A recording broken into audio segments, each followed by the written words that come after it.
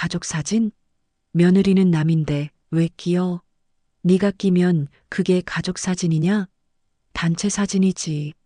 남편은 구겨진 10,000원짜리 한 장과 함께 아내를 쫓아냈습니다. 고아 주제에 웬 가족 사진? 자, 이걸로 먼저 가서 저녁상이나 차려놔. 오늘은 갈비찜이 땡기네. 아내는 집으로 돌아가 자신의 진짜 가족 사진을 벽에 걸었습니다. 남편과 시모는 꿈에도 몰랐습니다. 거실벽에 걸린 한 장의 사진이 이 집안의 운명을 완전히 뒤바꾸게 된다는 것을. 오늘의 사연 지금 시작합니다. 이른 새벽 한지은의 시댁 거실에는 칙칙폭폭 내뿜는 스팀 다리미 소리만이 긴장감 있게 감돌았습니다. 한지은은 허리를 한번 제대로 펴지도 못한 채 시아버지와 시어머니의 한복 저고리 주름을 펴느라 여념이 없었습니다. 이마에 송글송글 맺힌 땀방울이 볼을 타고 흘러내리자 한지은은 손등으로 급히 땀을 훔쳐내고는 옆에 쌓인 넥타이 꾸러미를 뒤적거렸습니다. 가족사진 촬영이라는 중요한 행사를 앞두고 시댁 식구들의 의상을 챙기는 것은 오롯이 며느리인 한지은의 몫이었습니다. 안방 문이 거칠게 열리더니 머리에 왁스를 잔뜩 발라 잔뜩 멋을 부린 남편 강민석이 짜증 섞인 얼굴로 걸어 나왔습니다. 강민석이 손목시계를 검지로 톡톡 두드리며 한지은을 향해 날카로운 목소리를 쏘아붙였습니다. 야, 한지은, 너 지금 뭐하냐? 샵 예약 시간 다 됐는데 아직도 굼뜨게 옷 고르고 있어? 한지은이 다림질한 한복을 옷걸이에 조심스레 걸며 차분하게 대답했습니다. 아버님, 넥타이가 마땅한 게 없어서 내가 새로 사온 걸로 매치해보고 있었어. 아, 대충 아무거나 해. 네가 왜 유난을 떨어? 빨리 준비 안 해? 우리 늦어서 위약금 물면 네가 낼 거야? 강민석은 아내의 정성을 무시한 채 소파에 털썩 주저앉아 스마트폰 게임에만 열중했습니다. 한지은은 치밀어 오르는 한숨을 속으로 삼키며 서둘러 구석에 둔 자신의 원피스를 꺼내 들었습니다. 제대로 된 거울 한번 보지 못한 채 부엌 구석에서 헝클어진 머리를 고무줄로 대충 질끈 묶었습니다. 한지은이 급하게 원피스 지퍼를 올리려는데 손이 닿지 않아 낑낑거리자 강민석이 혀를 차며 다가왔습니다. 아유, 진짜 가지가지한다. 평소에 몸매 관리를 안 하니까 살이 쪄서 지퍼도 안 올라가는 거 아니야? 가만히 좀 있어봐. 강민석은 아내의 살이 찝히든 말든 거칠게 지퍼를 확 올려버리고는 한지은의 어깨를 툭 치며 현관으로 나가버렸습니다. 한지은은 살이 찝힌 등허리가 따끔거렸지만 아픈 내색도 못하고 무거운 의상 가방 2개를 양손에 나눠들었습니다. 현관에는 화려한 한복을 차려입은 박말자가 거울을 보며 이리저리 포즈를 취하고 있었습니다. 박말자는 양손에 짐을 든 며느리를 위아래로 훑어보더니 미간을 찌푸리며 비아냥거렸습니다. 예, 너는 꼬락서니가 그게 뭐니? 어휴, 원피스 색깔 빠진 것 좀 봐라. 남들이 보면 우리 집에서 며느리 옷 한 벌 안 해주는 악덕 시댁인 줄 알겠다. 죄송해요, 어머님. 식구들 의상 준비하느라 제 거 챙길 시간이 없어서 그랬어요. 핑계는 무슨, 네가 게으르니까 그렇지. 자고로 여자가 좀 화사한 맛이 있어야지. 칙칙하게 그게 뭐니? 박말자는 자신의 가슴팍에 달린 주먹만한 브로치를 쓰다듬으며 한껏 으스댔습니다. 시장에서 흔히 볼 수 있는 조잡한 큐빅이 박힌 가짜 보석이었지만 박말자의 눈에는 그 어떤 다이아몬드보다 빛나 보였습니다. 이 정도는 달아줘야 사진발이 받는 거야. 너는 이런 고급스러운 거 볼 줄이나 아니? 한지은은 시어머니가 자랑하는 싸구려 브로치를 보며 씁쓸한 미소를 지었습니다. 네, 어머님. 아주 잘 어울리세요. 화려하고 좋네요. 어휴, 영혼 없는 것 좀 봐. 됐다, 됐어. 시간 늦겠다. 빨리 짐이나 실고 따라와. 굼뜨게 굴지 말고. 박말자는 콧방귀를 뀌며 하이힐 소리를 요란하게 내며 앞장섰습니다. 한지은은 낡은 구두를 구겨 신고 시어머니의 화려한 뒤태와 남편의 차가운 등을 바라보며 무거운 발걸음을 옮겼습니다. 현관문이 닫히는 소리가 유난히 크게 울리며 한지은의 가슴 한구석을 쿵 하고 때렸습니다. 촬영장으로 향하는 차 안은 숨막힐 듯한 공기로 가득했습니다. 앞자리에서 강민석과 박말자는 라디오에서 흘러나오는 트로트 음악에 맞춰 흥겹게 어깨를 들썩였습니다. 뒷좌석에 앉은 한지은은 마치 짐짝처럼 의상 가방들 사이에 끼어 창밖 풍경만 하염없이 바라보았습니다. 차창 밖으로 스쳐 지나가는 앙상한 가로수들이 문득 한지은의 기억 속 한 장면을 끄집어냈습니다. 10년 전 겨울, 유난히 춥고 눈이 많이 내리던 날이었습니다. 당시 한지은은 얇은 코트 하나의 의지에 버스 정류장에 떨며 서 있었습니다. 그때 한지은의 얼어붙은 손을 잡아주며 입김을 불어주던 남자가 바로 강민석이었습니다. 과거의 강민석이 한지은의 빨개진 코끝을 보며 세상 안타까운 듯 말했습니다. 지은아, 많이 춥지? 얼른 내 주머니에 손 넣어. 우리 집은 비록 가진 건 없어도 사람 냄새 하나는 끝내줘. 내가 너 외롭지 않게 세상에서 제일 따뜻한 가족 만들어줄게. 약속해. 강민석은 길거리 포장마차에서 삼각 구운 토스트를 호호 불어 한지은의 입에 넣어 주었습니다. 김이 모락모락 나는 토스트의 온기와 강민석의 다정한 눈빛에 한지은은 평범한 행복을 꿈꿨습니다. 그 소박한 따뜻함이 진짜라고 믿었기에 한지은은 강민석과의 결혼을 선택했습니다. 하지만 지금 백미러를 통해 보이는 강민석의 눈빛은 그때와는 너무나 달랐습니다. 신호 대기 중에 백미러로 한지은과 눈이 마주친 강민석이 미간을 찌푸리며 퉁명스럽게 내뱉었습니다. 야, 너는 무슨 남의 집 초상집 가냐? 표정이 왜 그래? 뒤에서 귀신같이 그러고 있으니까 기분 잡치잖아. 한지은이 화들짝 놀라며 억지로 표정을 고쳐 지었습니다. 아니야, 아침부터 준비하느라 그냥 좀 피곤해서. 피곤? 누가 보면 네가 밖에서 돈 벌어오는 줄 알겠다? 집구석에서 편하게 살림이나 하면서 뭐가 그렇게 피곤해? 조수석에 앉은 박말자가 립스틱을 덧바르며 아들의 말에 거들었습니다. 예, 민서가. 냅둬라. 어디서 보고 배운 게 있어야 활기차게 살지. 한지은은 입술을 꽉 깨물며 무릎 위에 놓인 주먹을 쥐었습니다. 한지은은 자신이 선택한 이 결혼이 그리고 사랑이라 믿었던 그 감정이 얼마나 얄팍한 것이었는지 뼈저리게 느끼며 깊은 회의감에 빠져들었습니다. 사진관 주차장에 도착하자마자 강민석은 문을 열고 내렸습니다. 박말자 역시 옷매무새를 다듬으며 서둘러 차에서 내렸고 두 사람은 한지은이 짐을 내리기도 전에 자기들끼리 스튜디오 입구로 향했습니다. 한지은은 무거운 의상, 가방과 소품 박스를 낑낑거리며 들고 그들의 뒤를 쫓았습니다.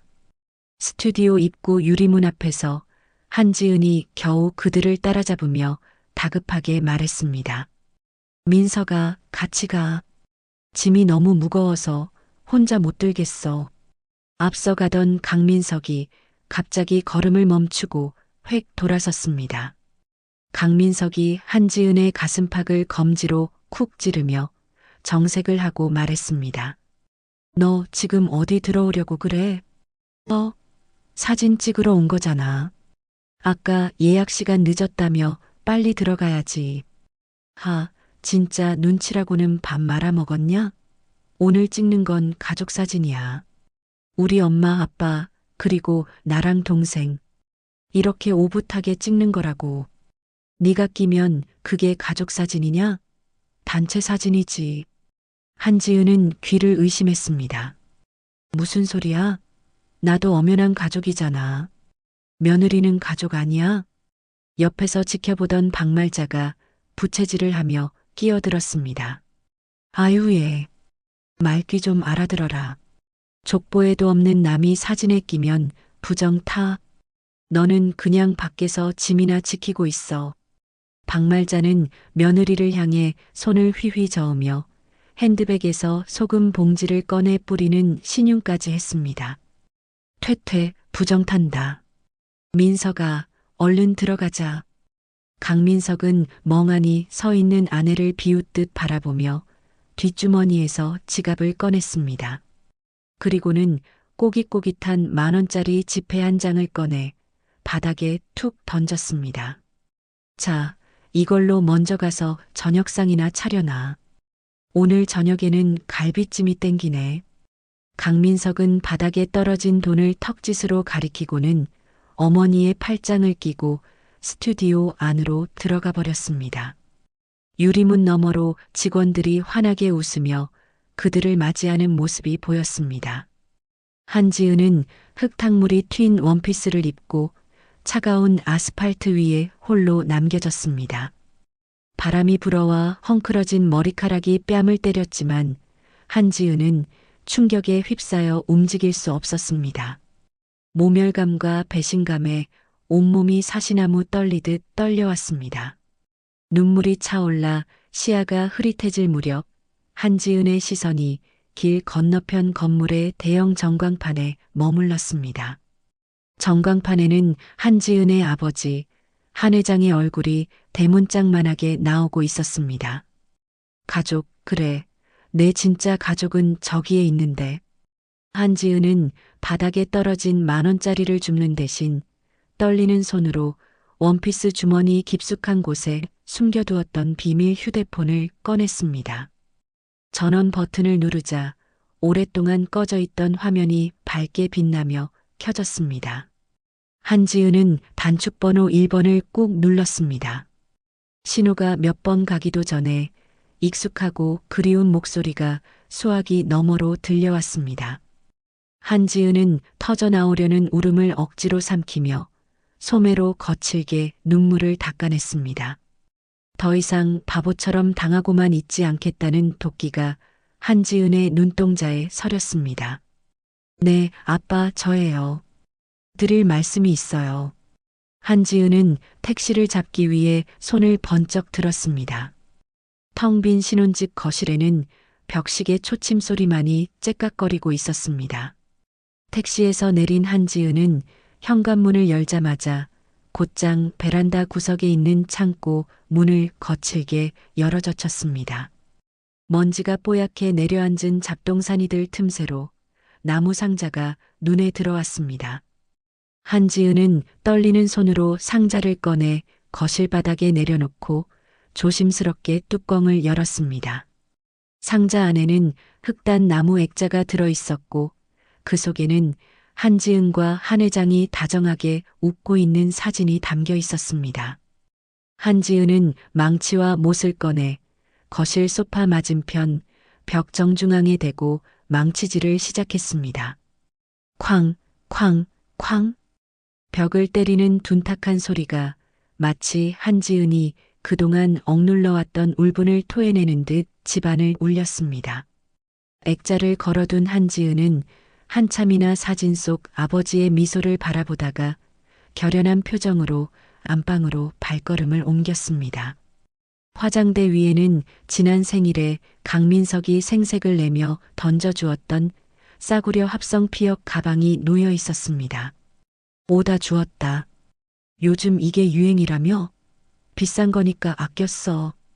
강민석의 거들먹거리는 목소리가 환청처럼 들려오자 한지은은 입꼬리를 비틀어 차갑게 웃었습니다. 한지은은 망설임 없이 가방을 집어들어 방 구석에 있는 쓰레기통에 처박아 버렸습니다. 싸구려 가방이 쓰레기통 안으로 곤두박질 치며 툭 하고 볼품없는 소리를 냈습니다. 이어 한지은은 옷장 가장 깊숙한 곳, 습기 제거제와 함께 꽁꽁 숨겨두었던 의류 커버를 꺼냈습니다. 지퍼를 내리자 은은한 광택이 흐르는 최고급 캐시미어 코트가 우아한 자태를 드러냈습니다. 재벌가 딸로서의 삶을 버리고 강민석을 선택했을 때 봉인해 두었던 한지은의 진짜 모습이 담긴 옷이었습니다. 한지은은 흙탕물이 튄 낡은 원피스를 미련 없이 벗어던지고 부드러운 감촉의 코트를 몸에 걸쳤습니다. 거울 앞에 앉은 한지은은 헝클어진 머리카락을 빗으로 정갈하게 빗어 넘기고 붉은 립스틱을 꺼내 입술에 발랐습니다. 거울 속에는 더 이상 시댁의 눈치나 보던 주눅든 며느리가 아닌 기품 넘치는 하늘그룹의 영예가 앉아 있었습니다. 한지은은 의자를 돌려 현관을 정면으로 바라보며 다리를 꼬고 앉아 그들이 오기만을 기다렸습니다.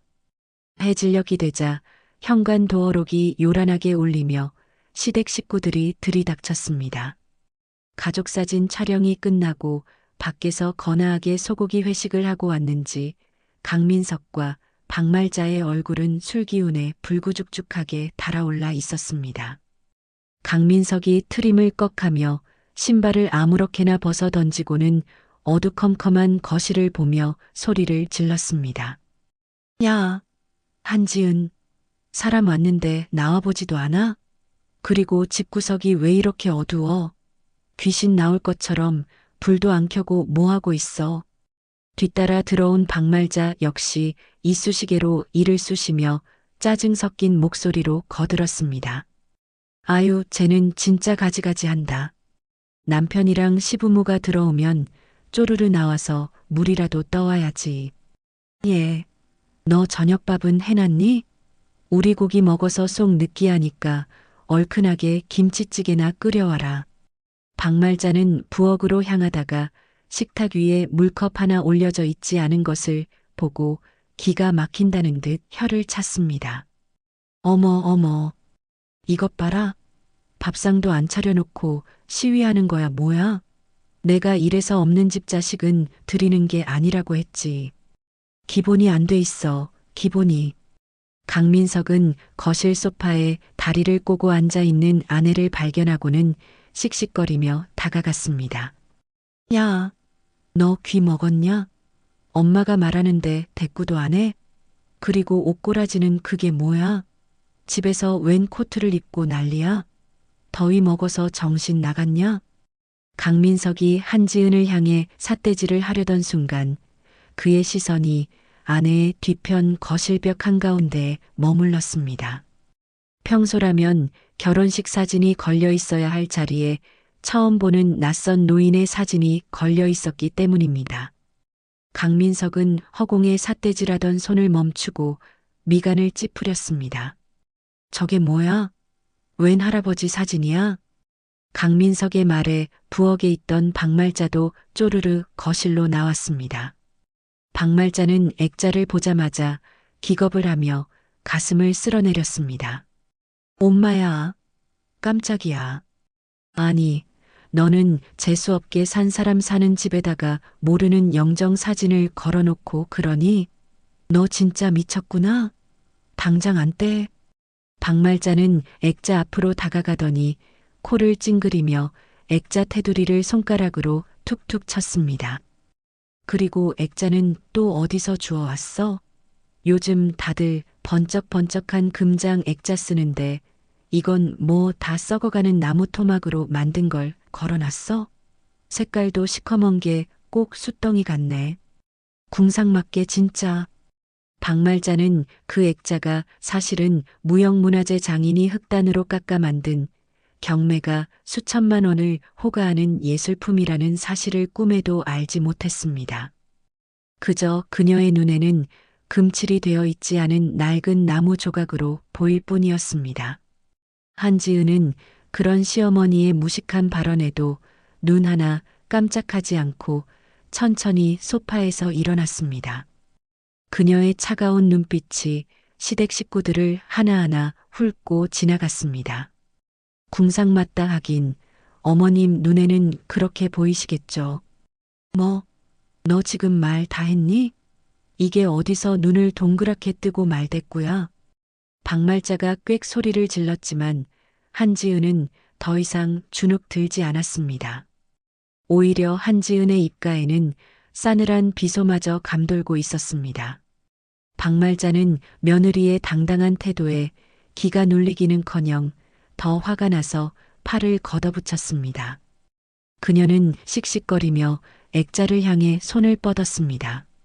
이게 진짜 보자 하니까 내가 당장 이 재수없는 사진 떼서 아궁이에 넣어버릴 거야. 박말자의 손이 액자에 닿으려는 찰나 한지은이 번개처럼 손을 뻗어 시어머니의 손목을 쳐냈습니다. 짝! 하는 파열음이 거실에 날카롭게 울려 퍼졌습니다. 박말자는 손등이 벌겋게 달아오르자 믿을 수 없다는 표정으로 며느리를 노려보았습니다. 너 지금 시어머니를 쳤니? 이게 미쳤나? 한지은은 시어머니의 비명에도 아랑곳하지 않고 낮지만 서늘한 목소리로 또박또박 물었습니다. 함부로 손대지 마세요. 그리고 잘 보세요. 우리 아빠가 누군지 정말 몰랐어요? 뭐, 내 아빠? 고아원에서 자랐다던 그 양반 말이냐? 알게 뭐냐? 어디서 굴러먹던 뼈다귀인지 내가 어떻게 알아? 박말자는 고래고래 소리를 지르며 콧방귀를 뀌었지만 욱신거리는 손목을 문지르며 사진 속 노신사의 얼굴을 다시 한번 쳐다보았습니다. 인자한 미소를 짓고 있는 사진 속 남자의 얼굴이 어딘가 묘하게 낯이 익었습니다. 어디선가 본 듯한 기품 있는 얼굴, TV나 신문에서 스쳐 지나간 듯한 그 얼굴에 박말자는 고개를 갸웃거렸습니다. 가만, 근데 누구랑 좀 닮은 것 같기도 하고 낯이 익는데. 하지만 박말자는 그 생각을 깊게 이어가지 못했습니다. 며느리 따위의 친정아버지가 대단한 사람일 리 없다는 편견이 그녀의 사고를 가로막았기 때문입니다. 한지은은 그런 시어머니를 한심하다는 듯 바라보고는 획 몸을 돌려 안방으로 들어가 버렸습니다. 철컥하고 문 잠그는 소리가 들려왔습니다. 거실에 덩그러니 남겨진 강민석은 멍하니 닫힌 방문과 벽에 걸린 사진을 번갈아 보았습니다. 강민석 역시 사진 속 인물이 어딘가 낯설지 않았습니다. 나도 저 얼굴 어디서 본 것 같은데 누구더라? 연예인은 아니고. 강민석은 주머니에서 스마트폰을 꺼내 들었습니다. 혹시나 하는 마음에 검색창을 켜고 한지은 아버지라고 입력하려던 순간이었습니다. 징 하고 요란한 진동과 함께 화면 가득 스팸 문자가 떠올랐습니다. 광고 박민성님, VIP 전용 대박 찬스? 지금 접속하시면 가입 머니 100만 원 즉시 지급. 잭팟 확률 99%. 강민석의 동공이 흔들렸습니다. 최근 도박빚 때문에 쪼들리고 있던 강민석에게 대박, 잭팟, 즉시 지급이라는 단어는 거부할 수 없는 악마의 유혹과도 같았습니다. 강민석은 사진 속 인물이 누구인지 확인하려던 생각은 까맣게 잊은 채 홀린 듯이 문자 메시지의 링크를 눌렀습니다. 100만 원? 이거면 일단 급한 불은 끄겠는데? 그래, 이따가 찾아보지 뭐. 강민석은 소파에 벌러덩 드러누워 침을 꼴깍 삼키며 도박 사이트에 접속했습니다. 그것이 자신의 인생을 송두리째 바꿀 수 있는 기회였다는 것은 꿈에도 모른 채 강민석은 돌아가는 슬롯머신 그림에 넋을 잃고 말았습니다. 부엌에서 박말자가 혀를 차며 투덜거리는 소리가 들려왔습니다. 아휴, 저 화상? 밥도 안 주고 문을 잠가. 내일 아침에 보자. 내가 가만 안 둘 테니까. 거실벽에 걸린 한 회장의 사진만이 어리석은 모자를 내려다보며 조용히 미소 짓고 있을 뿐이었습니다. 일요일 아침 거실에는 나른한 햇살 대신 TV 소리만이 요란하게 울려 퍼지고 있었습니다. 박말자는 낡은 소파에 비스듬히 누워 리모컨으로 채널을 이리저리 돌리며 늘어지게 하품을 쏟아냈습니다. 그러다 한아침 정보 프로그램에 시선이 꽂힌 박말자가 입가에 묻은 과자 부스러기를 털어낼 생각도 못한 채 동작을 멈췄습니다. 화면 상단에는 단독 인터뷰. 한울그룹 한 회장. 잃어버린 외동딸을 찾습니다라는 붉은 자막이 번쩍거리고 있었습니다. 어머, 저 양반이 왜 저기 나와? 한울그룹 회장이면 우리 동네 곰탕집 본사 사장 아니야? 박말자는 신기하다는 듯 화면 속으로 빨려 들어갈 기세로 상체를 일으켜 세웠습니다. TV 화면 속 한 회장은 그저 딸을 그리워하는 평범한 아버지의 얼굴로 눈시울을 붉히고 있었습니다. 제 딸 지은이는 어릴 때부터 몸이 약했지만 마음만은 비단결 같은 아이였습니다.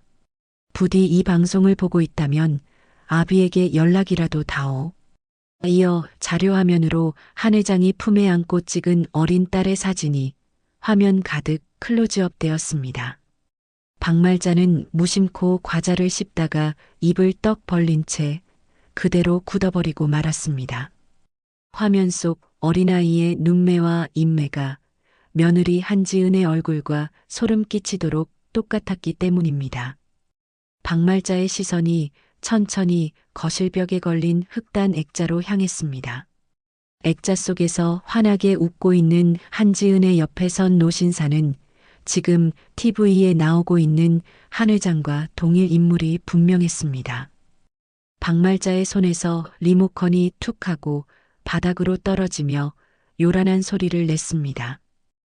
민서가, 강민석, 빨리 나와봐. 큰일 났다. 대박 사건이야. 화장실에서 볼일을 보던 강민석이 바지를 추스르며 엉거주춤 나왔습니다. 아, 왜요?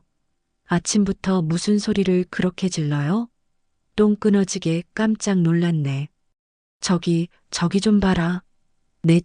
아니, 지은이 아빠가 TV에 나온다. 저 사람이 한울그룹 회장이래. 네. 엄마 노망 났어? 무슨 헛소리야? 강민석이 코웃음을 치며 TV 화면을 쳐다본 순간 그의 눈도 튀어나올 듯 동그랗게 커졌습니다. 하지만 박말자의 머릿속에는 더 끔찍하고도 중요한 사실이 번개처럼 스치고 지나갔습니다. 지난주 한지은이 빨래를 개고 있을 때 자신이 했던 말이 귓가에 쟁쟁하게 울렸습니다. 예, 너는 무슨 옷을 걸레 같은 걸 입고 다니니? 이 코트랑 스카프 말이야. 색깔도 칙칙하고 곰팡내 나게 생겨가지고 내가 갖다 버렸다. 박말자는 당시 한지은이 울먹이던 모습을 비웃으며 아파트 의류 수거함에 쑤셔 넣었던 기억이 떠올랐습니다.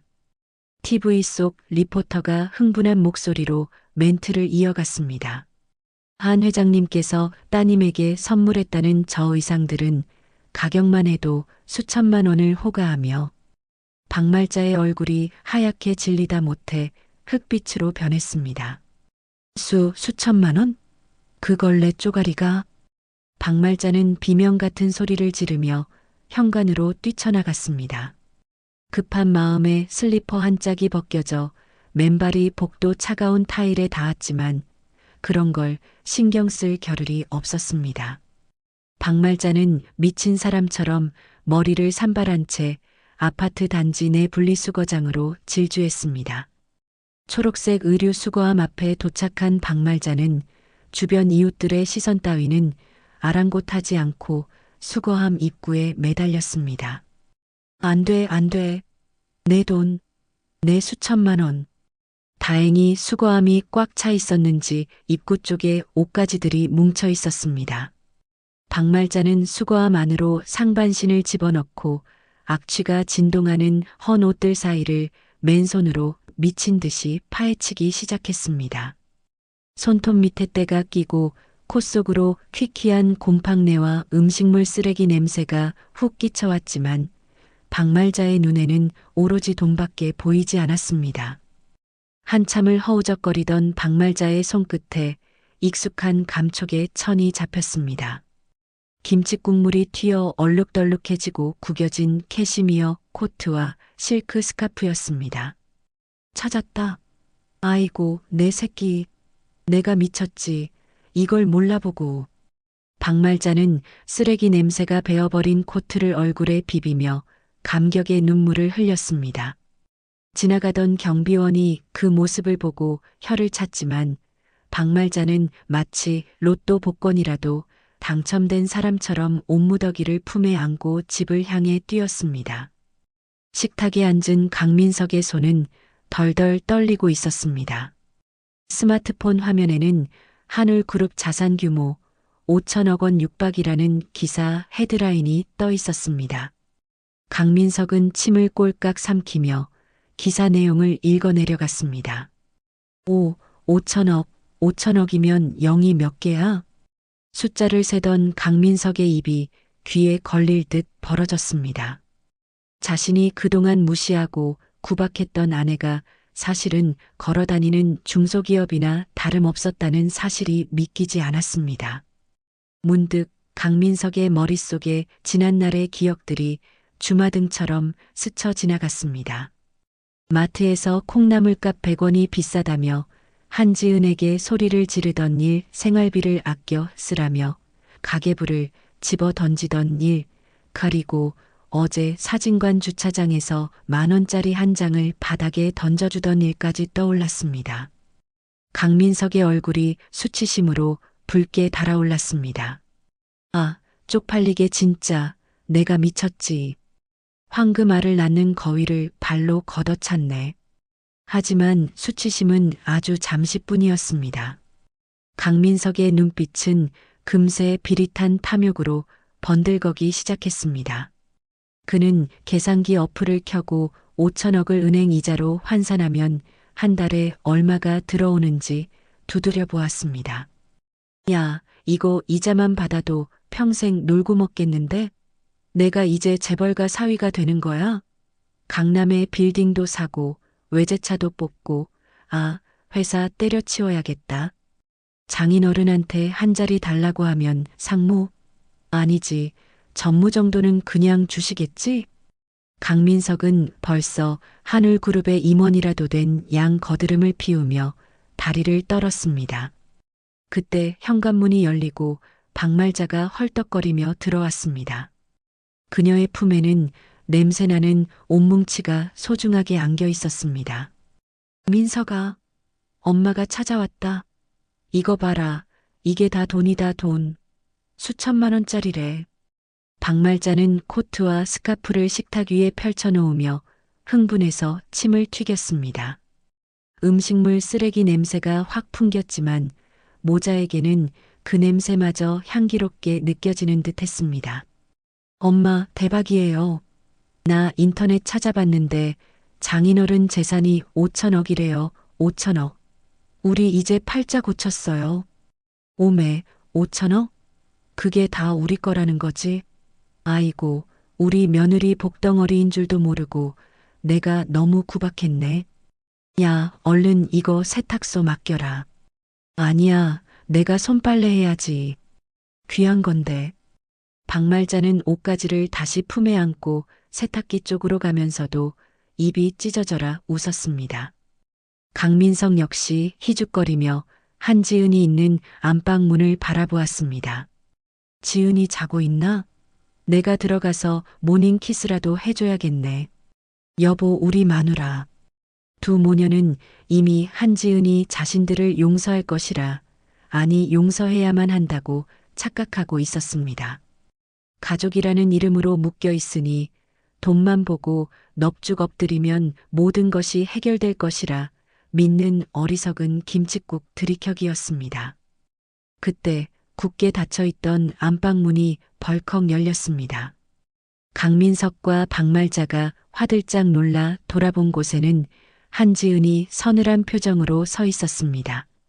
그녀의 손에는 커다란 이민 가방 크기의 캐리어 손잡이가 들려 있었고 어깨에는 핸드백이 메어져 있었습니다. 한지은은 거실에 있는 두 사람을 투명 인간 취급하며 현관을 향해 성큼성큼 걸어갔습니다. 강민석은 순간적으로 당황하여 평소의 버릇대로 소리를 버럭 질렀습니다. 야, 한지은, 너 지금 어디가? 아침밥도 안 차리고 짐 싸들고 뭐 하는 짓이야? 어딜 감히 남편 허락도 없이 나가. 강민석이 앞을 가로막으며 삿대질을 했지만 한지은은 걸음을 멈추지 않았습니다. 한지은이 고개를 들어 강민석을 쳐다보았습니다. 그 눈빛이 어찌나 차갑고 매서운지 강민석은 등골이 오싹해져 저도 모르게 뒷걸음질을 쳤습니다. 지금껏 단 한 번도 본 적 없는 아내의 살기 어린 눈빛이었습니다. 강민석은 본능적으로 상황이 역전되었음을 깨닫고 삿대질하던 손을 슬그머니 내렸습니다. 그리고는 언제 소리를 질렀냐는 듯 비굴하게 입꼬리를 올리며 무릎을 굽혔습니다. 아니 여보. 내 말은 그게 아니라 가지 말라고. 내가 잘못했어. 응? 우리 지은이 재벌 딸인 거 왜 진작 말 안 했어? 알았으면 내가 업고 다녔지. 강민석은 한지은의 바짓가랑이를 잡고 늘어지며 징징거렸습니다. 여보 사랑해. 알지? 내가 표현이 서툴러서 그렇지. 마음은 안 그런 거. 어제도 내가 너무 피곤해서 헛소리한 거야. 제발 가지 마. 세탁실에서 옷을 정리하던 박말자도 상황을 파악하고 부랴부랴 달려왔습니다. 손에 묻은 오물을 옷에 대충 쓱쓱 문지른 박말자는 한지은의 앞에 털썩 무릎을 꿇었습니다. 아이고 우리 며느리. 왜 이러니 무섭게. 엄마가 어제 한 말 다 농담인 거 알지? 우리 사이에 무슨 격식이 필요하니 다 가족이라 편해서 장난 좀 친 거야. 응? 내가 아침 맛있게 차려줄게. 갈비찜 해줄까? 응? 박말자는 한지은의 다리를 주무르며 올려다보았지만 그녀의 눈은 웃고 있지 않았습니다. 한지은은 발밑에서 꿈틀거리는 두 사람을 벌레 보듯 내려다보았습니다. 역겨움이 목구멍까지 차올랐습니다. 비키세요. 더러우니까. 한지은의 낮고 건조한 목소리에 박말자가 움찔했습니다.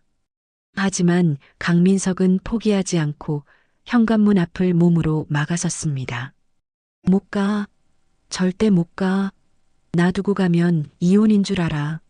너 이혼녀 딱지 붙으면 좋을 것 같아? 강민석이 최후의 발악으로 협박을 했지만 그것이 한지은의 인내심을 끊어놓는 마지막 방아쇠가 되었습니다. 한지은은 캐리어 손잡이를 꽉 움켜쥐었습니다. 그래. 그럼 이혼해. 내가 원하던 바니까. 한지은은 망설임 없이 캐리어를 힘껏 밀었습니다. 육중한 캐리어의 딱딱한 바퀴가 현관을 막고 있던 강민석의 정강이를 정확하게 가격했습니다. 퍽 하는 둔탁한 소리와 함께 강민석의 입에서 비명이 터져나왔습니다. 아, 내 다리. 야, 사람 죽여. 강민석이 정강이를 부여잡고 바닥을 뒹구는 사이 한지은은 그 틈을 놓치지 않았습니다. 박말자가 어머, 민석아 하며 아들에게 달려가는 동안 한지은은 현관문을 활짝 열어젖혔습니다. 차가운 바깥 공기가 훅 들어와 집안의 퀴퀴한 냄새를 밀어냈습니다. 한지은은 뒤도 돌아보지 않고 밖으로 나갔습니다. 그리고 온 힘을 다해 현관문을 닫았습니다. 쾅! 육중한 철문이 닫히는 소리가 아파트 복도를 쩌렁쩌렁 울렸습니다. 그 소리는 한지은이 지난 3년간의 지옥 같았던 시집살이에 찍는 마침표이자 새로운 전쟁을 알리는 선전포고였습니다. 한지은이 아파트 현관을 나서자마자 육중한 검은색 세단이 미끄러지듯 다가와 멈춰 섰습니다. 차체에서 뿜어져 나오는 광택이 낡은 아파트 단지의 풍경과는 이질적으로 번쩍이며 빛났습니다.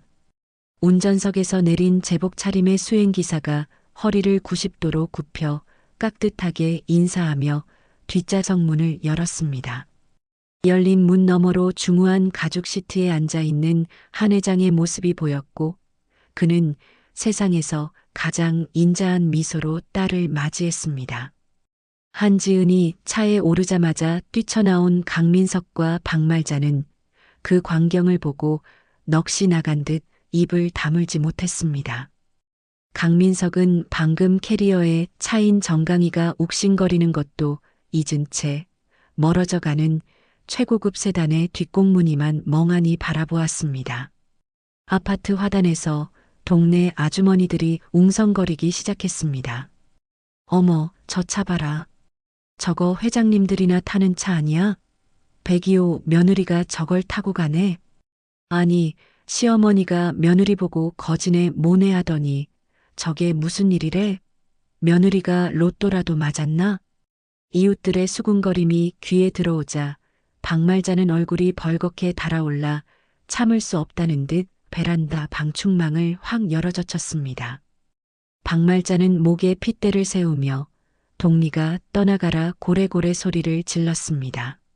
아유, 다들 모르시는 말씀 마세요. 우리 며느리가 원래 재벌집 딸이에요. 잠시 친정에 쉬러 간 거라고요. 하지만 주민들의 반응은 싸늘하기만 했습니다.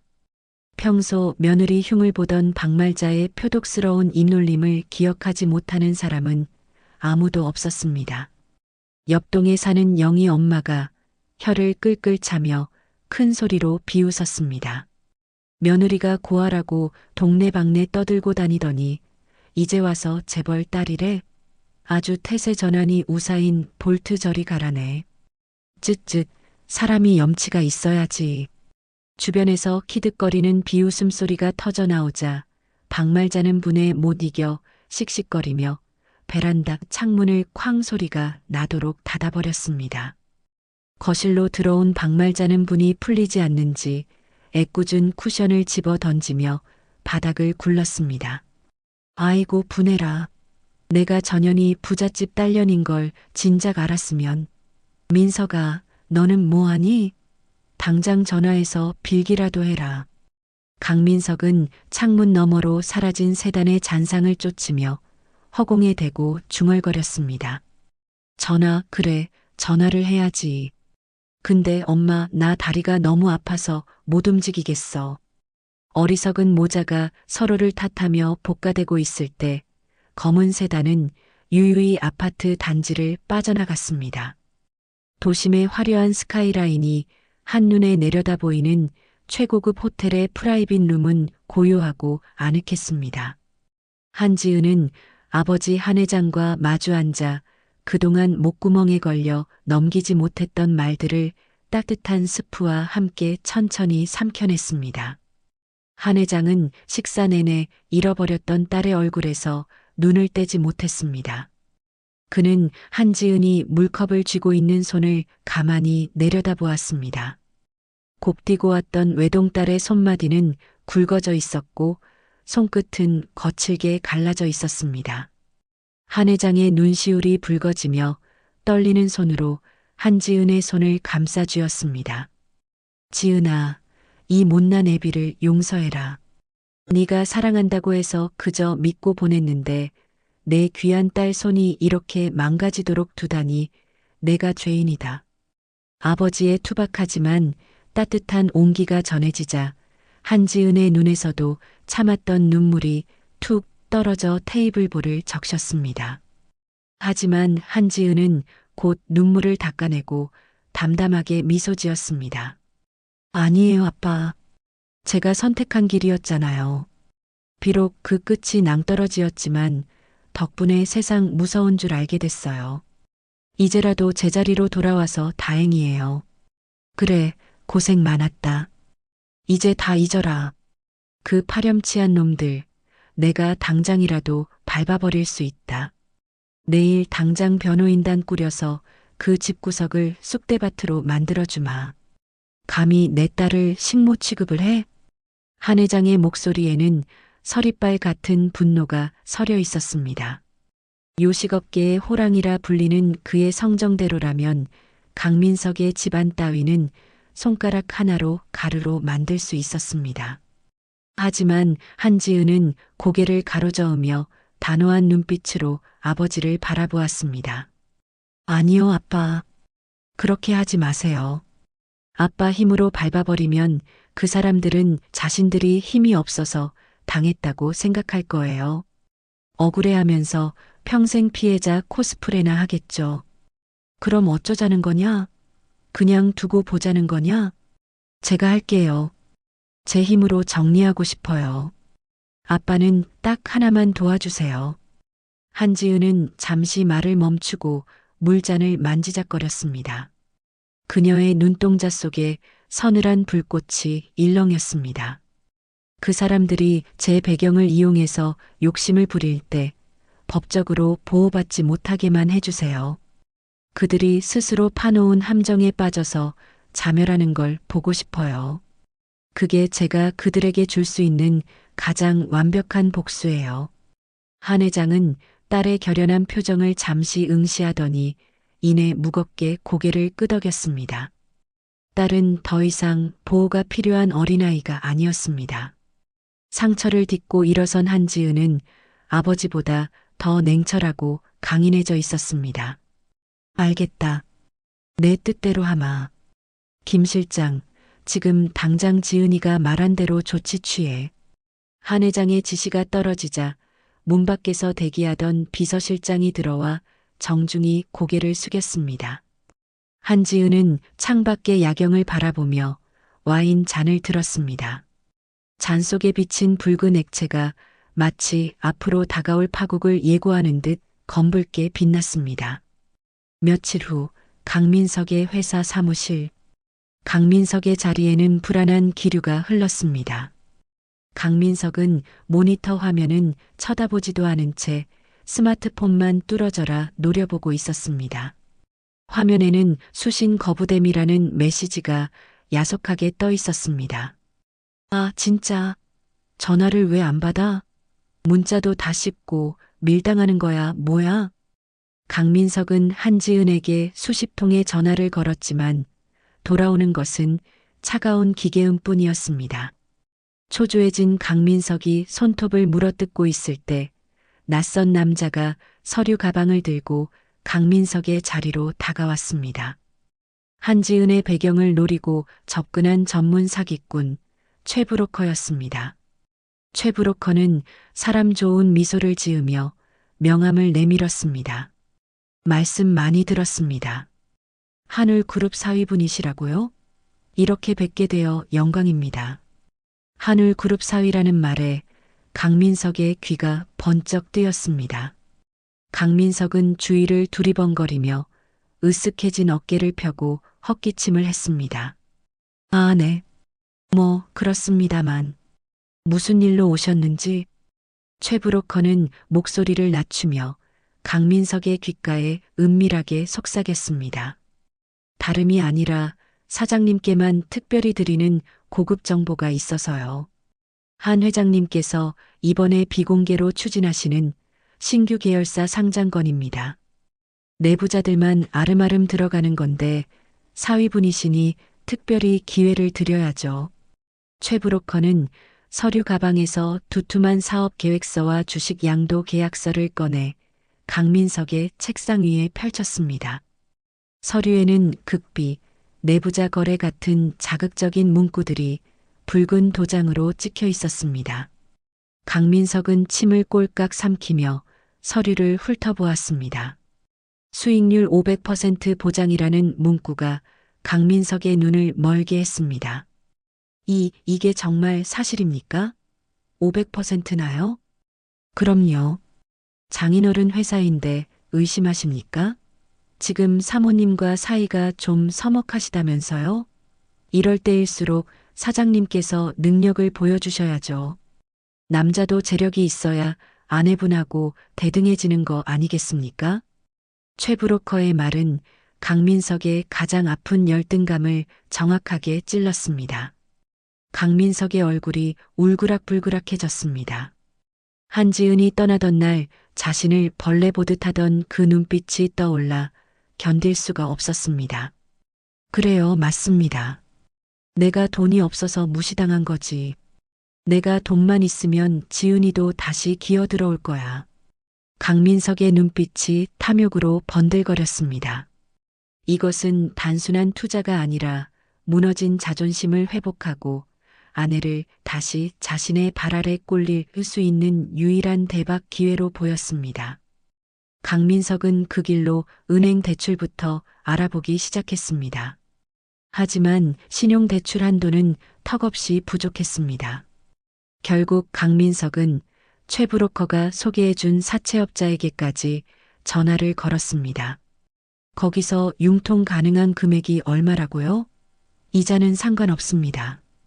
어차피 한 달 뒤면 원금의 5배로 갚을 수 있으니까요.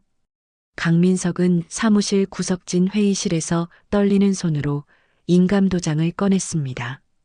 책상 위에는 주식 양도 담보 계약서와 고금리 차용증, 그리고 신체 포기 각서가 나란히 놓여 있었습니다. 최 브로커는 펜을 내밀며 재촉했습니다. 사장님, 시간 없습니다. 다른 투자자들이 줄을 서 있어서요. 지금 도장 안 찍으시면 이 기회는 날아갑니다. 아, 찍습니다.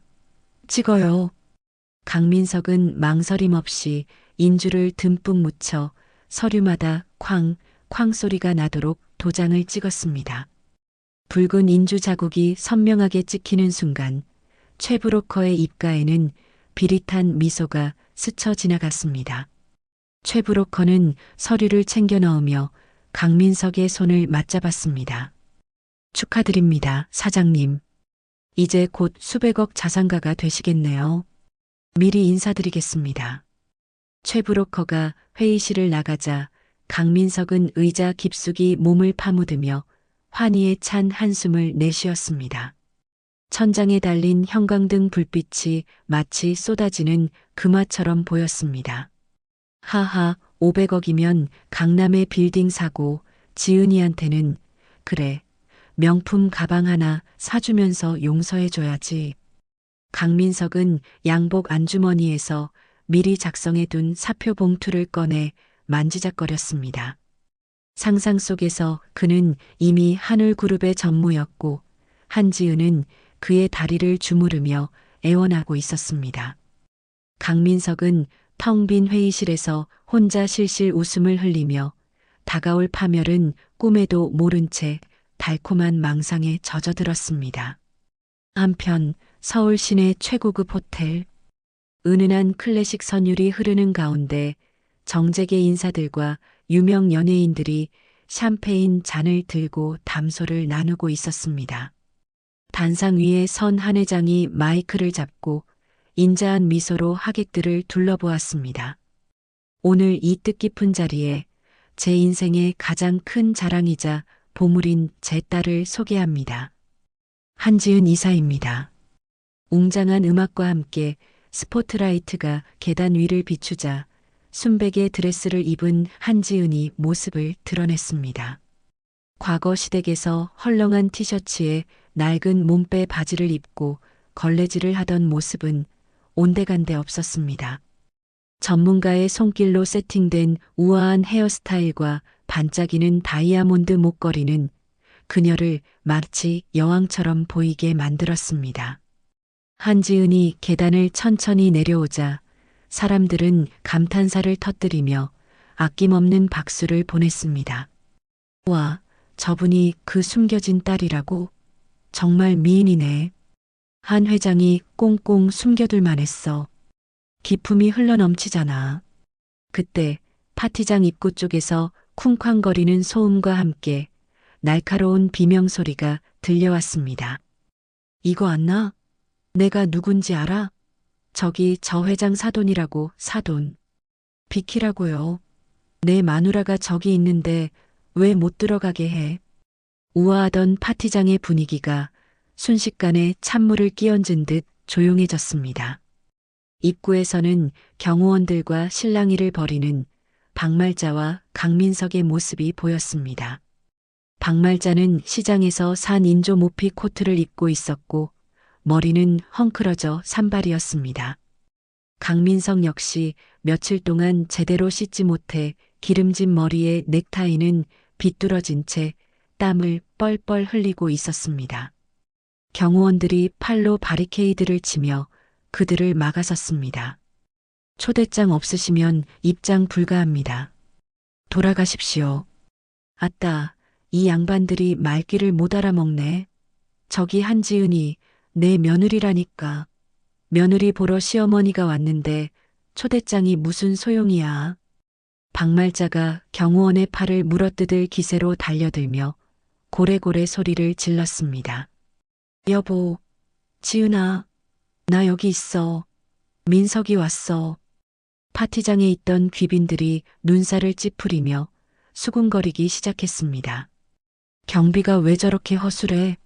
저런 잡상인들을 들여보내고 사람들의 경멸 어린 시선과 조소에도 아랑곳하지 않고 박말자는 바닥에 드러눕다시피 하며 악을 썼습니다. 그때 단상에서 내려온 한지은이 경호원들을 향해 손짓을 했습니다. 경호원들이 길을 터주자 한지은이 또각또각 구두 소리를 내며 그들에게 다가왔습니다. 한지은의 뒤로 후광이 비치는 듯한 모습에 박말자와 강민석은 순간 입을 다물고 멍하니 그녀를 올려다보았습니다. 자신들이 알던 그 초라한 며느리가 아니었습니다. 범접할 수 없는 아우라를 뿜어내는 한지은 앞에서 강민석은 저도 모르게 침을 꿀꺽 삼켰습니다. 지은아. 경호원의 소나기에서 풀려난 강민석이 비틀거리며 한지은 앞으로 다가와 털썩 무릎을 꿇었습니다. 박말자도 얼른 아들 옆에 엎드리며 며느리의 드레스 자락을 잡으려 손을 뻗었습니다. 아이고, 지은아. 우리가 잘못했다. 응? 그동안 섭섭한 거 있으면 다 풀어라. 여보, 내가 진짜 미쳤었나 봐. 당신이 이렇게 예쁜 줄 몰랐어. 한 번만 용서해줘. 응? 우리 다시 잘해보자. 두 모자는 수많은 사람들의 시선은 아랑곳하지 않고 비굴하게 애원했습니다. 한지은은 발밑에서 꿈틀거리는 그들을 내려다보며 입가에 서늘한 미소를 띄었습니다. 대화요? 글쎄요. 더 이상 할 말이 남았나 모르겠네요. 한지은은 품에 안고 있던 클러치백에서 누런 서류 봉투 하나를 꺼냈습니다. 그리고는 강민석의 가슴팍을 향해 툭 하고 무심하게 던졌습니다. 옛다 선물. 봉투가 강민석의 가슴을 맞고 바닥으로 툭 떨어졌습니다. 한지은은 더러운 것이라도 닿았다는 듯 손을 탁탁 털어내며 차갑게 말했습니다. 그거 챙겨서 당장 나가세요. 내 파티 망치지 말고.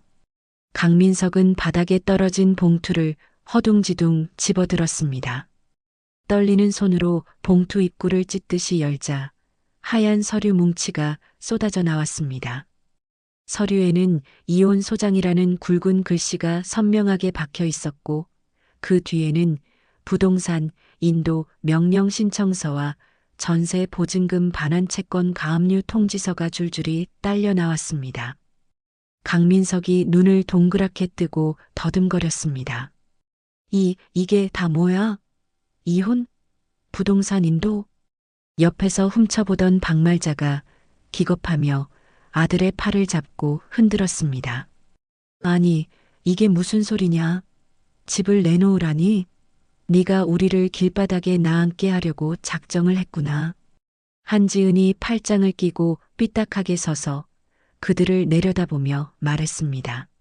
착각하시나 본데 지금 살고 있는 그 아파트 전세금 결혼할 때 당신이 해온 건 빚 3천만 원뿐이었잖아.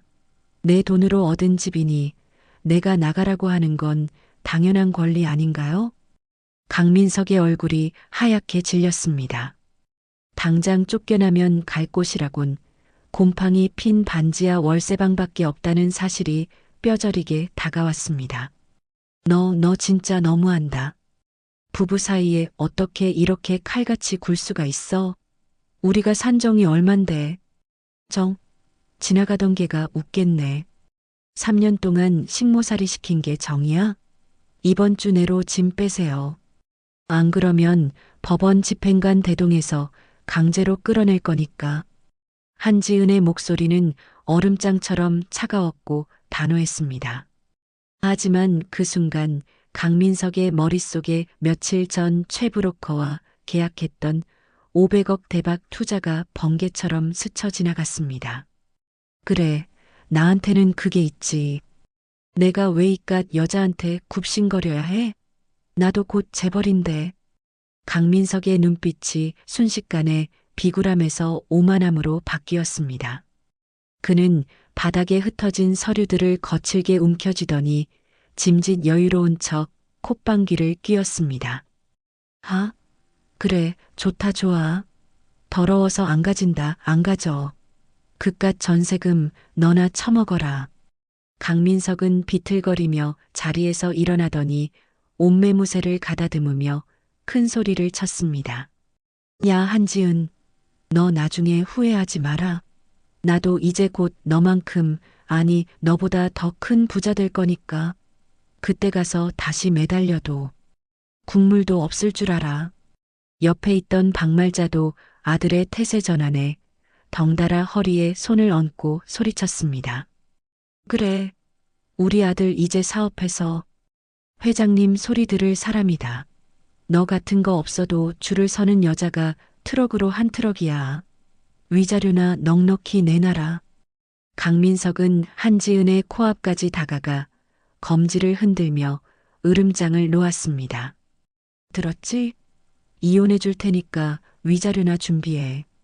내가 이깟 파티장, 나중에는 돈 주고 사버릴 거다. 한지은은 핏대를 세우며 고래고래 소리 지르는 강민석을 보며 피식 웃음을 터뜨렸습니다. 그래요? 기대되네요. 그 대박. 부디 그 돈으로 컵라면이라도 사드시길 바랄게요. 한지은은 더 이상 대꾸할 가치도 없다는 듯 획 몸을 돌렸습니다. 찰랑거리는 드레스 자락이 강민석의 다리를 스치고 지나갔습니다.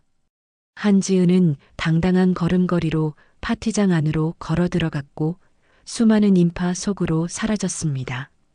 덩그러니 남겨진 강민석과 박말자는 경호원들의 손에 이끌려 짐짝처럼 파티장 밖으로 질질 끌려나갔습니다.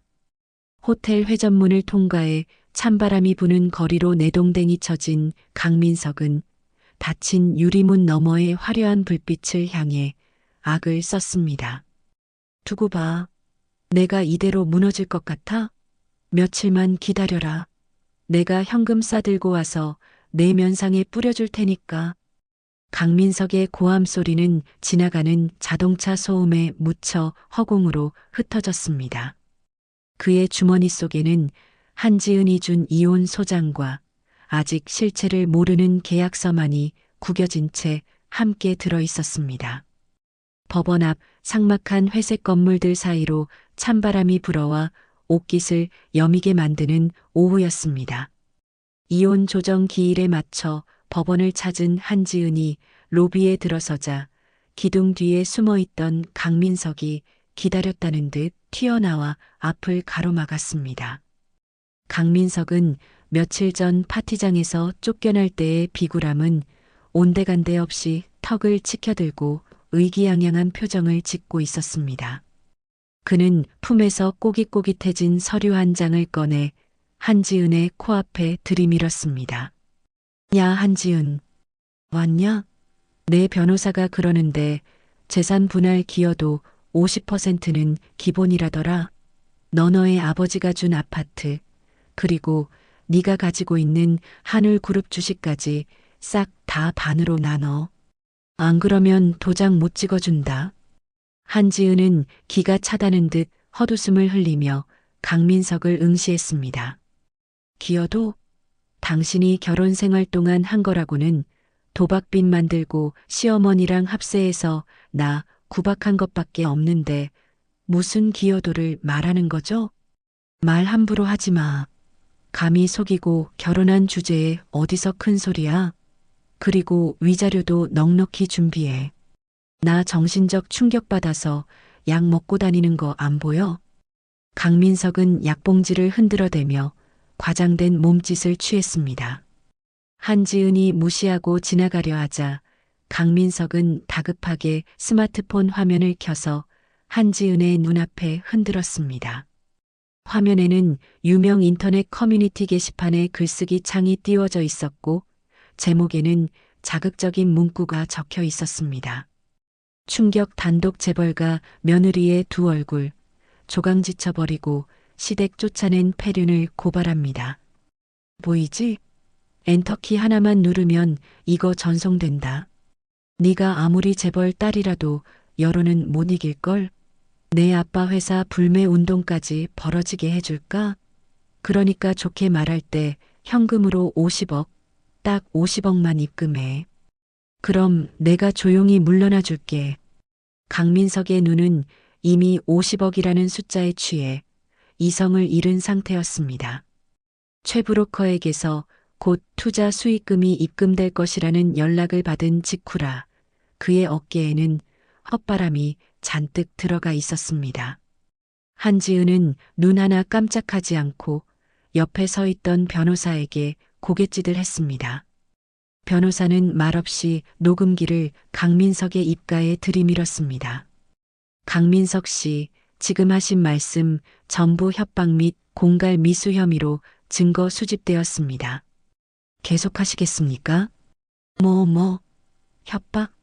이건 정당한 권리 주장이야. 두고 봐.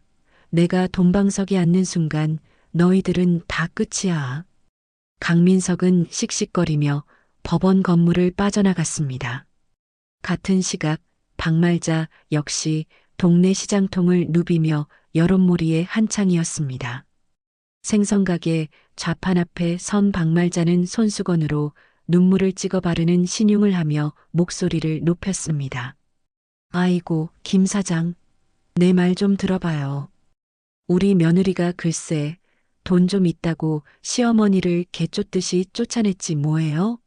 내가 그동안 얼마나 애지중지 키워줬는데 세상에 이런 배은망덕한 일이 어디 있어? 하지만 생선가게 사장은 생선 대가리를 칼로 내리치며 심드렁하게 대꾸했습니다. 아줌마 그만 좀 하슈. 동네 사람들이 다 아는데 누굴 속이려 들어? 며느리 밥도 안 주고 식모 부리듯 한거온 동리가 다 알아요. 괜히 엄한 사람 잡지 말고 가서 콩나물이나 사요. 뭐요? 당신 지금 누구 편을 드는 거야? 내가 이 가게 팔아준 게 얼만데. 주변 상인들과 손님들이 싸늘한 눈빛으로 혀를 차며 자리를 피하자 박말자는 불그락푸르락해진 얼굴로 허공에 대고 삿대질을 해댔습니다.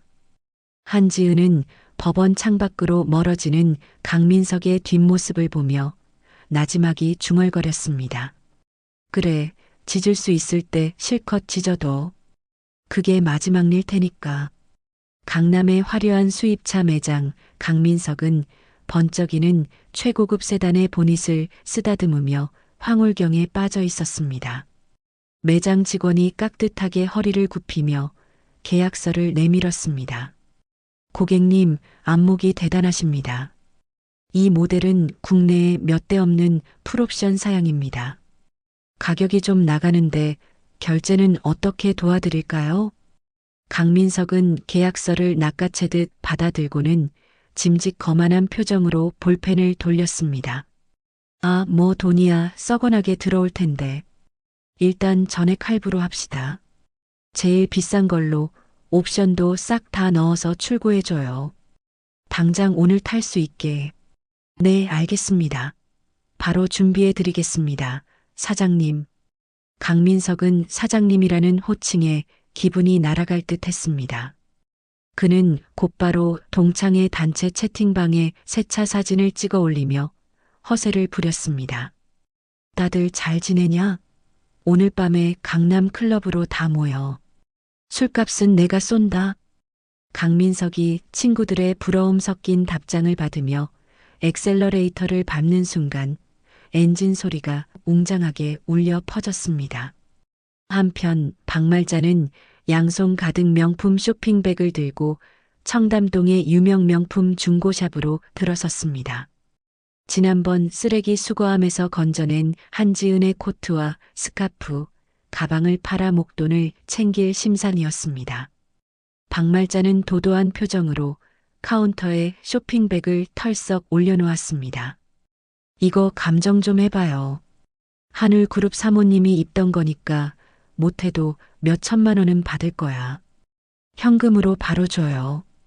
깔끔한 정장 차림의 감정사가 쇼핑백을 여는 순간 가게 안에 지독한 악취가 확 퍼졌습니다. 음식물 쓰레기 냄새와 곰팡이 냄새가 섞인 악취에 매장 안에 있던 다른 손님들이 코를 막고 인상을 찌푸렸습니다. 감정사는 미간을 잔뜩 찌푸린 채 집게손가락으로 옷자락을 살짝 들어 올렸습니다. 최고급 캐시미어 코트에는 김치 국물이 깊게 배어 얼룩져 있었고 스카프에는 정체를 알 수 없는 끈적한 오물이 말라붙어 곰팡이가 피어 있었습니다. 저기 손님, 이거 어디 쓰레기장에서 주워오셨습니까? 이거 한정판이야, 한정판. 냄새야 뭐 세탁하면 빠지는 거고. 물건이나 제대로 봐. 감정사는 돋보기를 내려놓고 단호하게 고개를 저었습니다. 손님, 이건 매입 불가입니다. 섬유가 이미 다 부식됐고 오염이 심해서 복구 불가능합니다. 그리고 냄새 때문에 다른 상품들까지 상하겠어요. 당장 가지고 나가주세요. 이게 미쳤나? 이거 진짜 비싼 거란 말이야. 박말자가 악을 쓰며 난동을 부리자 결국 보안 요원들이 출동했습니다. 양팔이 붙들려 가게 밖으로 질질 끌려 나온 박말자는 아스팔트 바닥에 내동댕이 쳐졌습니다. 쇼핑백이 터지면서 냄새나는 옷가지들이 길거리에 나뒹굴었고 지나가던 행인들은 코를 막으며 박말자를 피해 돌아갔습니다. 아이고, 내 돈, 내 1,000만 원. 박말자는 길바닥에 주저앉아 더러워진 코트를 끌어안고 통곡했지만 돌아오는 건 사람들의 경멸 어린 시선뿐이었습니다. 그녀의 탐욕이 불러온 결과는 쓰레기 냄새만큼이나 역하고 추잡스러웠습니다. 일주일 후 강민석의 화려했던 날들은 급격히 지옥으로 변해가고 있었습니다. 강민석은 떨리는 손으로 수백 번 통화 버튼을 눌렀지만 돌아오는 건 차가운 기계음뿐이었습니다. 지금 거신 번호는 없는 번호이오니. 아니야, 아닐 거야. 최 실장이 그럴 리 없어. 내 돈 500억이 들어가 있는데. 설상가상으로 사채업자들의 독촉 전화가 빗발치기 시작했습니다. 어이, 박 사장. 이자 넣을 날짜 지났는데 왜 연락이 없어? 차 샀다며? 우리 돈은 떼먹고 차 굴릴 생각은 아니겠지? 오늘 밤까지 입금 안 하면 장기라도 꺼내갈 줄 알아. 강민석은 공포와 배신감에 휩싸여 엉뚱한 결론에 도달했습니다. 이 모든 것이 한지은의 짓이라고 생각한 것입니다. 한지은이 브로커와 짜고 자금줄을 막았다는 망상에 사로잡힌 강민석은 편의점에서 소주 2병을 사서 병째 들이켰습니다. 술기운이 오르자 눈이 벌겋게 충혈된 강민석은 비틀거리는 걸음으로 한지은의 회사로 향했습니다. 한지은의 회사 로비, 대리석 바닥에 강민석의 구두 소리가 불길하게 울렸습니다. 야, 한지은, 나와. 어디 숨었어? 강민석은 안내 데스크에 명패를 집어 던지고 입간판을 발로 차며 난동을 부렸습니다. 로비에 있던 직원들과 방문객들이 비명을 지르며 흩어졌습니다. 네가 내 돈 막았지? 내 500억 내놔. 네가 감히 나를 망하게 해? 내가 누군지 알아. 보안 요원들이 달려들어 강민석을 제압하려 했지만 술에 취한 강민석은 괴력을 발휘하며 저항했습니다.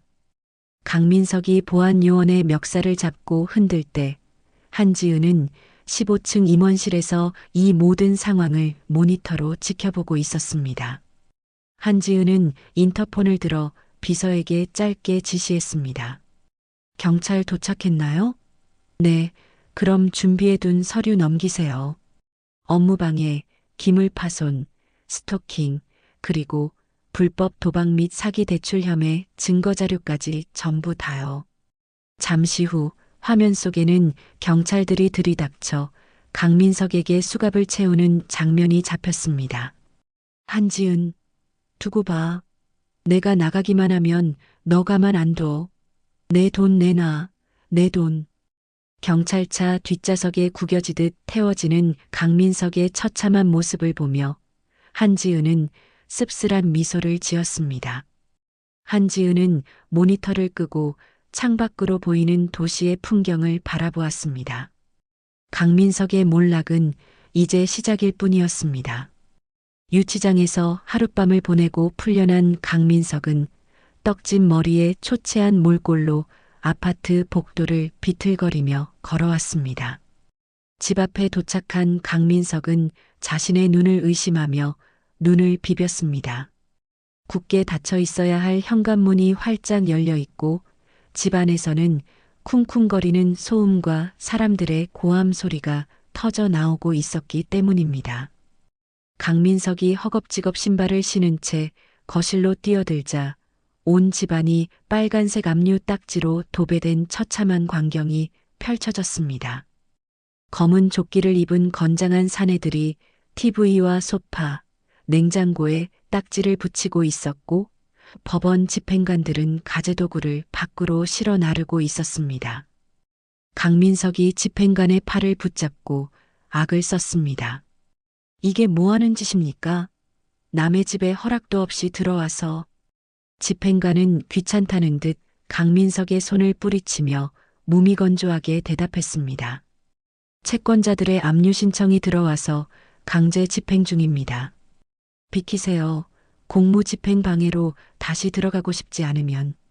아니, 내가 갚는다니까요. 곧 투자금 들어온다고요. 500억이 들어온다고. 강민석이 거실 바닥을 구르며 소리칠 때 아직 압류되지 않은 거실 TV에서 뉴스 속보가 흘러나왔습니다. 앵커의 다급한 목소리가 강민석의 귀에 꽂혔습니다. 방금 들어온 속보입니다. 재벌가와의 친분을 사칭하여 수백억대 투자 사기를 벌인 일당이 경찰에 검거되었습니다.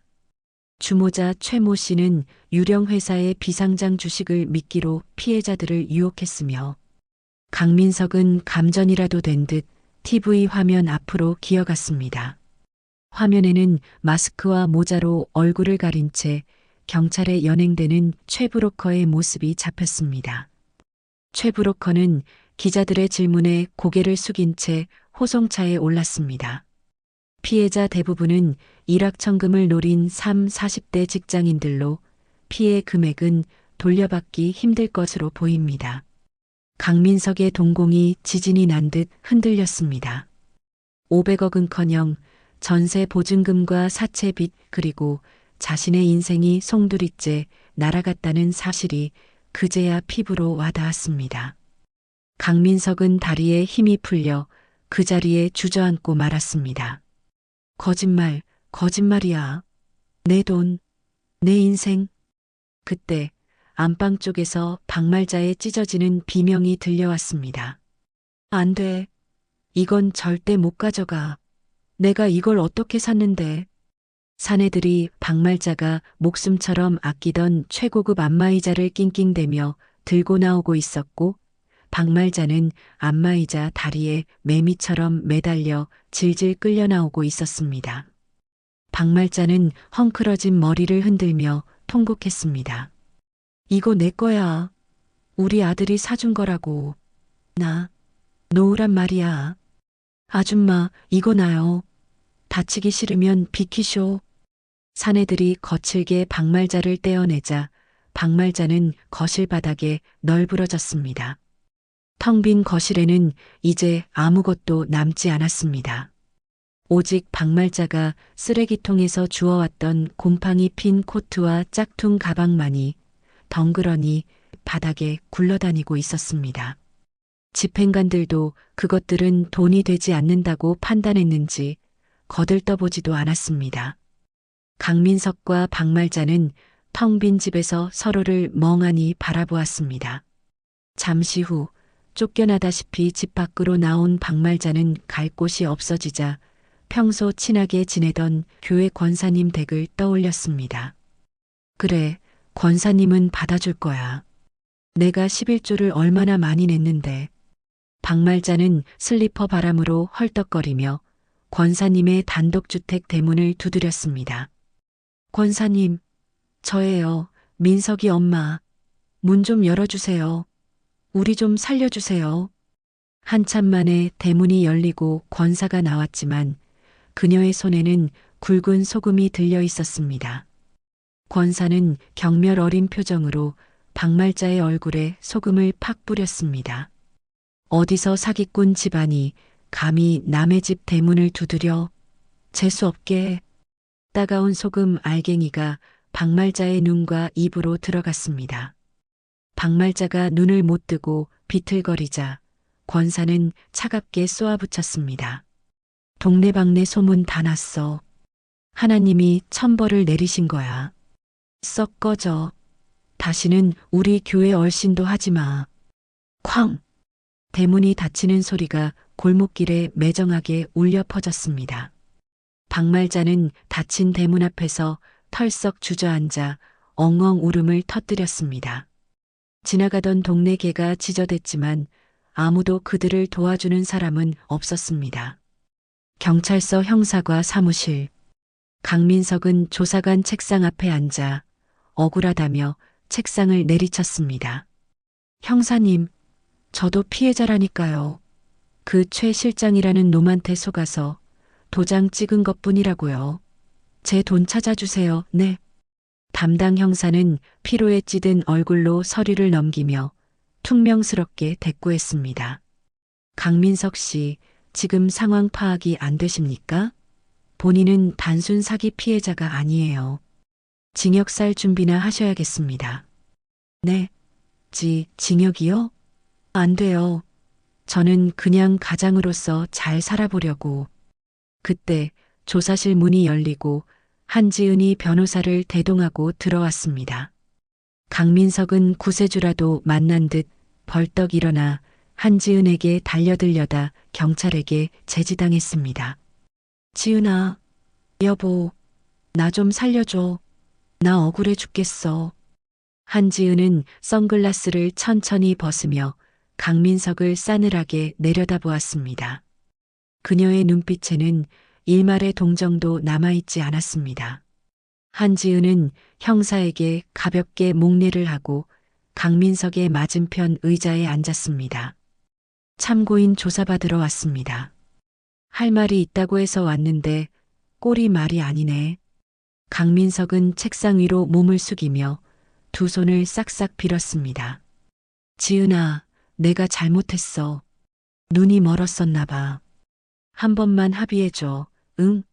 너 돈 많잖아. 그깟 빚 좀 갚아주고 나 좀 꺼내주라. 내가 평생 내 종으로 살게. 시키는 거 다 할게. 내 발가락이라도 빨라면 빨게. 한지은은 가방에서 서류 한 장을 꺼내 강민석의 눈앞에 펼쳐 보였습니다. 강민석이 최 브로커에게 속아 찍었던 그 주식 양도 담보 계약서의 사본이었습니다. 노예, 이미 늦었어. 당신이 여기 찍은 도장 무슨 의미인지 알고나 있어? 그거야 주식 담보로 돈 빌린다는. 아니, 이건 신체 포기각서나 다름없는 불공정 계약이야. 변제 능력이 없을 시 채권자가 당신의 모든 노동력과 장기에 대한 권리를 가진다는 독소 조항이 깨알같이 박혀 있거든. 물론 법적으로는 무효지만 사채업자들이 법 지키는 거 봤어? 강민석의 얼굴이 백지장처럼 하얗게 질렸습니다. 손가락 끝이 덜덜 떨려오기 시작했습니다. 그럼 나 어떻게 되는 거야? 나 죽는 거야? 한지은은 서류를 다시 가방에 넣으며 차갑게 말했습니다. 그건 당신이 알아서 할 일이지. 내가 알 바 아니니까. 그리고 도박빚은 파산 신청도 안 되는 거 알지? 평생 갚아도 못 갚을 거야. 감옥에서 나오면 사채업자들이 기다리고 있을 테고. 강민석은 철창을 붙잡고 짐승처럼 울부짖었습니다. 안 돼. 지은아, 제발. 나 좀 살려줘. 우리 가족이었잖아. 한지은은 자리에서 일어나 옷매무새를 가다듬었습니다. 그녀의 목소리는 건조하다 못해 바싹 말라 있었습니다. 가족? 당신이 그랬잖아. 며느리는 가족 아니라고. 나도 이제 당신 가족 아니야. 이게 당신이 탐욕으로 선택한 결과니까 달게 받아. 한지은은 미련 없이 등을 돌려 조사실을 나갔습니다. 조사실 안에서는 강민석의 처절한 비명소리가 울려 퍼졌습니다. 으악, 잘못했어요. 살려줘요. 1년이라는 시간은 많은 것을 바꾸어 놓았습니다. 강남 테헤란로의 한복판, 높게 솟은 한울 빌딩의 최상층 이사장실에는 따스한 봄 햇살이 가득 들어와 대리석 바닥을 비추고 있었습니다. 한울 복지재단의 이사장이 된 한지은은 산더미처럼 쌓인 결제 서류를 검토하느라 분주했습니다. 한지은이 몽블랑 만년필로 서류 하단에 우아한 필체로 서명을 마쳤을 때 똑똑하는 노크 소리와 함께 비서가 들어왔습니다. 이사장님, 다음 미팅 참석하실 시간입니다. 후원 아동들과의 다과회가 예정되어 있습니다. 네, 알겠어요. 지금 나갈게요. 한지은은 자리에서 일어나며 책상 한켠에 놓인 액자를 잠시 바라보았습니다. 과거 시댁의 어두컴컴한 창고 먼지 구덩이 속에 처박혀 있던 아버지와의 사진은 이제 최고급 크리스털 액자에 담겨 무지갯빛을 뿜어내고 있었습니다. 사진 속 한 회장과 한지은은 세상 부러울 것 없는 환한 미소를 짓고 있었습니다. 한지은은 손끝으로 액자의 매끄러운 표면을 쓸어보며 입가에 옅은 미소를 띄었습니다. 과거에 촌스럽고 주눅 들었던 며느리 한지은은 죽었습니다. 지금 거울에 비친 그녀는 세련된 정장을 입고 당당한 눈빛으로 세상을 마주하는 커리어 우먼이었습니다. 한지은이 창가로 다가가 블라인드를 걷자 발 아래로 바쁘게 움직이는 도시의 풍경이 한눈에 들어왔습니다. 한때는 저 거리 어딘가에서 버려진 채 울고 있었지만 이제는 그 아픔마저 성장의 밑거름이 되었습니다. 한지은은 간 내린 커피 향을 음미하며 한 모금 마셨습니다. 씁쓸하면서도 끝맛이 달콤한 커피의 향기가 지난 1년의 시간과 닮아 있었습니다. 참 먼 길을 돌아왔네. 하지만 덕분에 더 단단해졌어. 한지은은 혼잣말을 중얼거리고는 찻잔을 내려놓았습니다. 그녀의 얼굴에는 과거의 그늘진 모습은 찾아볼 수 없었고 오직 미래를 향한 기대와 평온함만이 감돌고 있었습니다. 한지은은 옷매무새를 가다듬고 집무실 문을 열고 나갔습니다. 복도를 걸어가는 그녀의 또각거리는 구두 소리가 경쾌한 리듬을 만들어냈습니다. 그것은 진정한 행복을 찾은 사람만이 낼 수 있는 승리의 발걸음이었습니다. 같은 시각 도시의 화려함과는 정반대인 변두리 달동네의 눅눅한 지하 단칸방. 대낮임에도 햇빛 한 줌 들어오지 않는 그곳에서는 고성이 오가고 있었습니다. 곰팡이가 슬어 거뭇거뭇한 벽지 아래 낡은 밥상을 사이에 두고 강민석과 박말자가 서로를 잡아먹을 듯 노려보고 있었습니다. 상 위에는 퉁퉁 불어 터진 컵라면 하나가 달랑 놓여 있었고 국물은 바닥을 보이고 있었습니다. 박말자가 젓가락으로 라면 용기 바닥을 휘저으며 악을 썼습니다. 야, 이 썩을 놈아. 네가 국물 다 처먹었냐? 엄마는 국물도 먹지 말라는 거야? 아, 진짜. 엄마가 면발 다 건져 먹었잖아. 나 오늘 한 끼도 못 먹었다고. 강민석은 헝클어진 머리에 며칠째 감지 못한 떡진 얼굴로 어머니에게 대들었습니다. 그의 눈은 초점을 잃은 채 퀭했고 입고 있는 트레이닝복은 무릎이 다 늘어나 있었습니다. 박말자는 억울하다는 듯 가슴을 치며 통곡했습니다. 아이고, 내 팔자야. 내가 전생에 무슨 죄를 지어서 이런 화상 같은 아들을 낳았을까? 며느리 복덩어리를 제 발로 차버리고 사기꾼한테 홀려서 집구석을 말아먹어? 500억은 무슨 얼어 죽을 500억. 그만 좀 해. 귀 따가워 죽겠네. 엄마가 옆에서 부추기지만 않았어도 나 이렇게 안 됐어. 며느리가 재벌 딸인 거 알았을 때 납작 엎드리자고 했잖아. 이놈이 어디서 눈을 부라려. 네가 도박한다고 빚만 안 졌어도 우리 이렇게 안 쫓겨났어. 내 안마의자 물어내. 내 명품 가방 물어내라고. 박말자는 분을 참지 못하고 아들의 머리채를 휘어잡았습니다. 강민석 역시 지지 않고 어머니의 팔을 밀치며 엉겨붙었습니다. 좁디 좁은 단칸방에서 모자가 서로 뒤엉켜 뒹구는 꼴은 차마 눈뜨고 볼 수 없는 아수라장이었습니다. 라면 용기가 엎어지면서 남은 국물이 방바닥에 쏟아졌지만 그들은 닦을 생각도 하지 않고 서로를 저주했습니다. 너 같은 놈은 나가서 죽어. 밥벌이도 못하는 주제에 밥은 무슨 밥이야. 그래, 나갈 거야. 이 지긋지긋한 집구석, 나도 싫다고. 그때 밖에서 딸랑딸랑하는 종소리와 함께 리어카 끄는 소리가 들려왔습니다. 동네 고물상이 지나가는 소리였습니다. 강민석은 화들짝 놀라며 널브러진 옷가지 중에서 그나마 멀쩡한 패딩 점퍼를 주섬주섬 챙겨 입었습니다. 폐지를 줍지 않으면 당장 내일 먹을 라면 값도 없었기 때문입니다. 나갔다 올 테니까 올 때까지 닥치고 있어. 시끄러우니까. 강민석은 바닥에 침을 퇴뱉고는 구겨진 신발을 꺾어 신고 밖으로 나갔습니다. 철문이 끼익 소리를 내며 닫히자 혼자 남은 박말자는 엎질은 라면, 국물을 손가락으로 찍어 맛보며 서럽게 울부짖었습니다.